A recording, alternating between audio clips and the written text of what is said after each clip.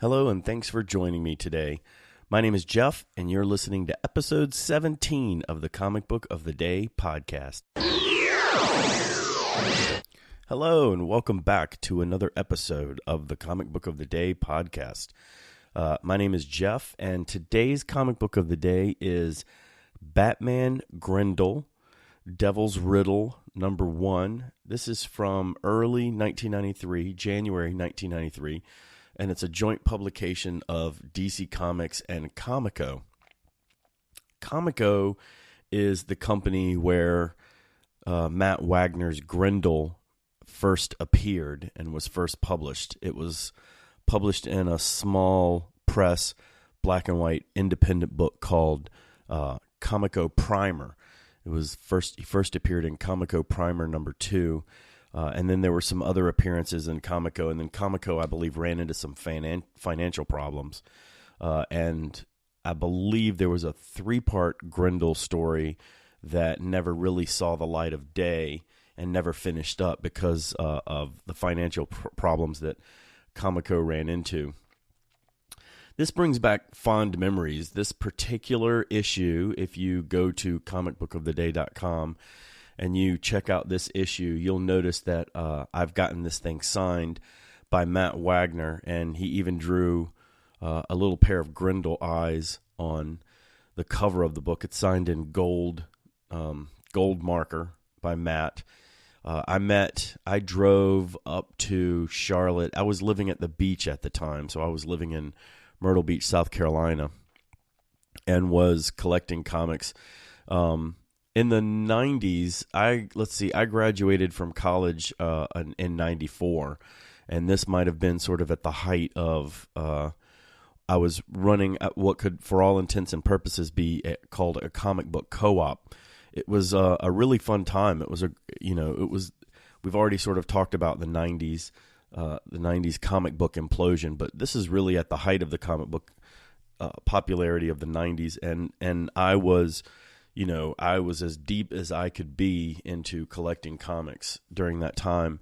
And I had gone in together with a handful of friends, and we, between, I guess, maybe 4 or 5 of us, we had come up with enough of a monthly order to maintain a diamond account. So we had what was essentially a comic book co-op, and which meant that we were all sort of just putting in enough money to cover ourselves and cover our monthly order with Diamond. And I think we did this, I want to say, for about a year or two, I think, before it all started to sort of implode. I wasn't really interested in running a comic book store.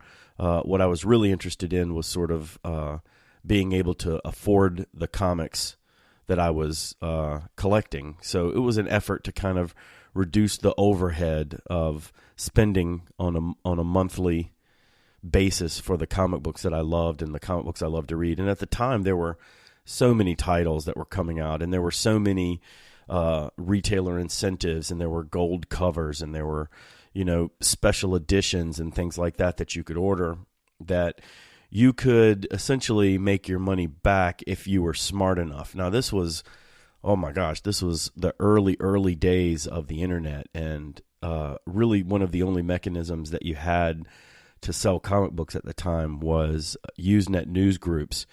And I was a huge participant in Usenet news groups at the time, message boards basically, internet-wide message boards, worldwide message boards. And I was selling comic books on the internet at a time sort of before the internet even existed.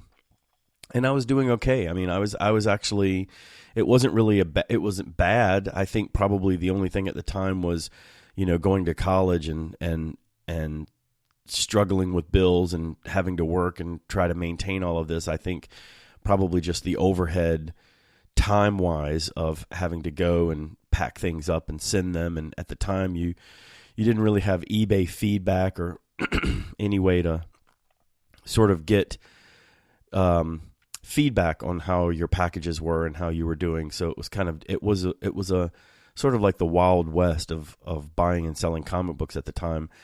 So it was a bit tricky. I mean, you had to manage it a bit you had to manage it a bit to make sure that you weren't going to get ripped off or that you didn't, inadvertently, lose packages. But it was a good time. I mean, it was fun, and I think this was sort of right in the middle of all of that. This was sort of the height of the 90s comic boom, was around 93, 94, somewhere around there. And you could basically just print anything in comic book form, and it would sell, by the truckloads. And this was no different. I believe this came on the heels of Matt Wagner doing a book, a Grendel book for Dark Horse Comics that was a Grendel Prime, a story set in the far, far future with a sort of a Terminator type robot version or android version of Grendel. And I think that did monster numbers, and that kind of ignited my passion for the character. So, I was going back and getting some of the old Comico books and reading them. And then, of course, Matt had worked on Batman previously and had put together this Grendel story, teaming up Batman and Grendel. And, man, I mean, it's a great story. I mean, it's a 2-part series. There are, I think, a grand total of 4 books, 2 different stories, and they're each 2 parts. This one is Devil's Riddle. This one is the one that was published in 1993. This is the earlier Hunter Rose and Bruce Wayne, Batman and Grendel. And then the second story, a couple of years later, a few years later, is Batman meeting the Grendel Prime character that I spoke about earlier. So it's Batman sort of taking on a Terminator robot. But it's a really, really terrific story. Matt has a real awesome way of visually telling a story. He almost, if you read Frank Miller's Dark Knight Returns, how Frank kind of uses those small, he uses a lot of smaller panels on pages to tell stories, and that's something that Matt does really well as well. He'll use a lot of large panels to tell, bigger scenes, and then smaller panels to tell smaller, intimate pieces of the story, and he weaves them together really well. So it's a really well told story of Hunter Rose meeting Batman. So the story is kind of Hunter Rose is defeated his I believe it's Argent the Wolf. He's defeated his enemy, or thinks he's defeated his enemy, and he's kind of in a lull and kind of bored in New York City. And he hears of a detective. He hears of activities going on in Gotham that he kind of wants to be a part of, and he feels like maybe his next challenge might lie over in Gotham City, where he can challenge this character, the Batman, to a battle of wits, or a battle of good versus evil, and see if he can prevail on top. And it's a really, really, again, I can't even recommend it enough. This is one of those ones that if you get an opportunity, there's a trade paperback. You can head over to Amazon and you can get the trade paperback, I believe, if it's still available. Or you could probably find it on eBay and you could read both stories. But it's really, really terrific. It pits, Hunter Rose against Bruce Wayne, and I'm not gonna. I certainly don't want to spoil this or give too much of this away. But it pits, really 2 terrific foes against one another in an almost even Steven type of battle. But of course, Batman's name is on the top, and Batman at the time probably, was the 800-pound gorilla. So you don't just team Grendel up with Batman lightly, and you don't just have Grendel sort of walk in and, Hunter Rose doesn't get an opportunity to walk in and just sort of stomp all over Batman. So I'll leave it up to you to decide who wins, but I think you probably already know deep down inside your heart who is probably going to get the upper hand in this story. But the story is terrific, and it's great to see Hunter as Grendel and Batman sort of tangle and do the dance over 2 issues. It's kind of an intellectual challenge in the first issue. It's sort of brains versus brains in the first issue. And of course, there's, you're not going to beat Batman in the brains department. And then it sort of culminates in the 2 meeting each other in issue 2. and sort of doing the hand-to-hand dance, as it were. And it's really, really awesome. I can't even recommend it enough.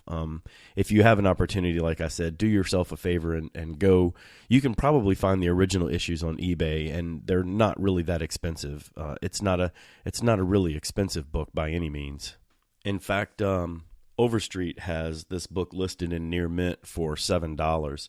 So it's definitely something that you can locate easily enough. It probably was printed in very high numbers, because remember, at the time, this was the early 90s, and this was sort of at the height of comic book mania. So you can, it's probably a relatively easy find and probably relatively inexpensive to get both issues, but definitely something that you should add to your bucket list or your wish list, or something that you should try to hunt down and read, at least, at the very minimum, try to get your hands on it to read. But it is a beautiful book. Of course, Matt Wagner, beautiful, beautiful Batman artist, does a great job, really has a great take on the Batman and draws him really well. And it's something to behold. It's a great story, terrific storytelling, great art. And of course, this one is signed by Mr. Wagner himself. So head on over to comicbookoftheday.com and take a look at this book if you want. You can see the wonderful signature by Mr. Wagner himself and the little doodle that he did on there. But head on over to the website and take a look. We are comicbookoftheday.com. We're on Twitter at CBoftheday if you want to tweet things at us or make requests or ask us any questions or anything. We're on Facebook at Comic Book of the Day. So, join us, come along and have a good time and follow along as we explore comic books every single day and talk about a different book every day on Comic Book of the Day. Thanks for listening, and we'll see you tomorrow.